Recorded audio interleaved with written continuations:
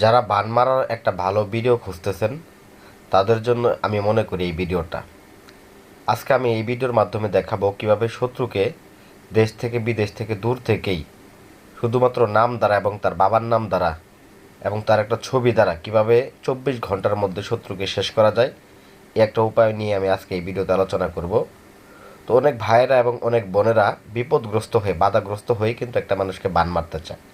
তো বান মারা কী জিনিস সেটাই কিন্তু আপনারা অনেকে জানেন না।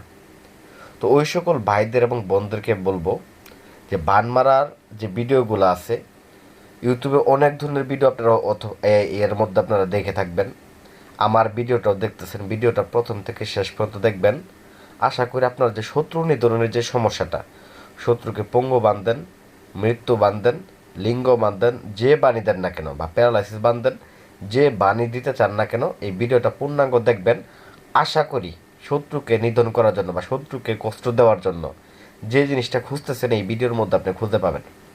তো কিভাবে এই কাজটাকে করবেন, কোন নিয়মে কাজ করলে বান মারা কাজ সত্যিকারের হবে এবং অ্যাকুরেটলি শত্রু শরীরের মধ্যে ঢুকবে এবং কি শরীর বন্ধ যদি থাকে তবুও ঢুকাইতে পারবেন।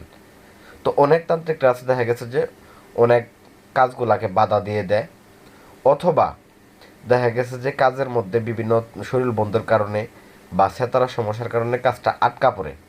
তো তাদের ক্ষেত্রে বলবো এই মহাযজ্ঞের কাজটা আপনারা করবেন, 100% আপনারা শত্রু নিধন করতে পারবেন।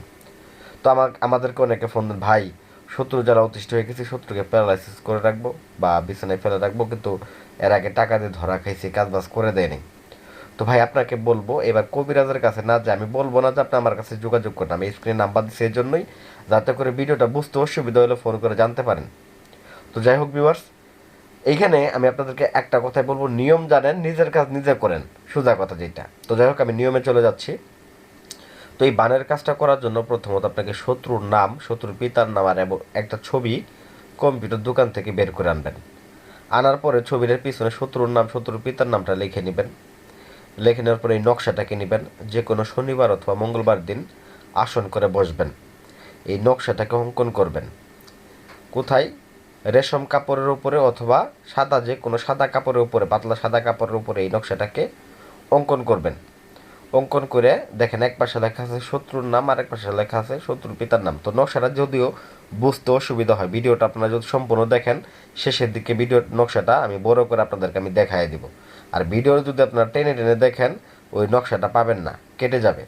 তো যাই হোক ভিডিও সম্পূর্ণ দেখেন, ইনশাল্লাহ নকশাটাও পাবেন। এই নকশার কোন জায়গায় কী লিখতে হবে আমি এখানে স্পষ্টভাবে দিয়ে দিছি। এক পাশে পিতার নাম লিখবেন, এক পাশে শত্রুর নামটা লিখবেন। লিখে ওই কাপড়টাকে সুন্দর করে পেঁচায় একটা তাবিজের মধ্যে ভরবেন এবং তাবিজের মধ্যে ভরার পরে এই কাজটা করার জন্য আর যে সকল জিনিসগুলো দরকার সেটা হচ্ছে দুইটা কড়ি দরকার, দুইটা কড়ি দরকার এবং তার সাথে সাথে কাম সিঁদুর দরকার, অরিজিনাল কাম সিঁদুর।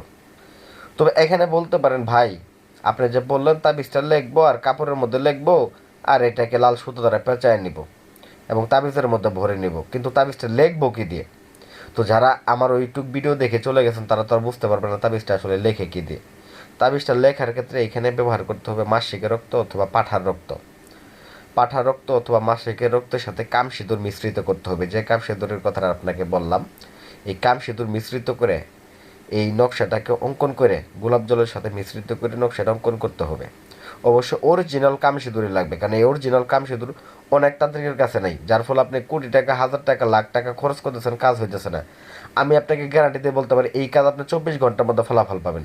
এই একই কাজ যদি আমার নিজের হাত দিয়ে করি আমি আপনাকে সর্বোচ্চ 7 ঘন্টার মধ্যে ফলাফল দিতে পারবো। দেখেন নকশাটা আমি বড় করে দিলাম, তো স্ক্রিনশট দিয়ে রেখে দিবেন। যাই হোক পরিশেষে আপনাকে কী করতে হবে, ওই দুইটা যে করি নেবেন, করি এবং ছবি এবং এই নকশার তাবিজটা সহ একটা কচু পাতার মধ্যে ভালো করে পেঁচায় নেবেন লাল সুতো দ্বারা। পেঁচায় নেওয়ার পরে পরবর্তীকাল আপনাকে যে কাজটা করতে হবে ভিউয়ার্স, এইটাকে নিয়ে সরাসরি চলে যাইতে হবে শ্মশানে। শ্মশান ঘাটিতে যায় আপনারা শ্মশানে যে জায়গায় মরা পড়ানো হয় ওই জায়গায় এটাকে পুঁতে দিবেন। যদি এটাকে পুঁতে দেন সেক্ষেত্রে 24 ঘন্টার মধ্যে শত্রু অসুস্থ বিছানার মধ্যে পড়ে যাবে। আর এটাকে যদি চন্দন কাঠ দিয়ে আপনি আগুন দিয়ে পুড়ায় দেন সেক্ষেত্রে 24 ঘন্টা শত্রু মারা যাবে। এটাই হচ্ছে এই কাজের মধ্যে পলিসি পার্থক্য মৃত্যুবান এবং পঙ্গুবানের মধ্যে। এই কাজটা একের ভেতর দুইটা কাজ করা যায়।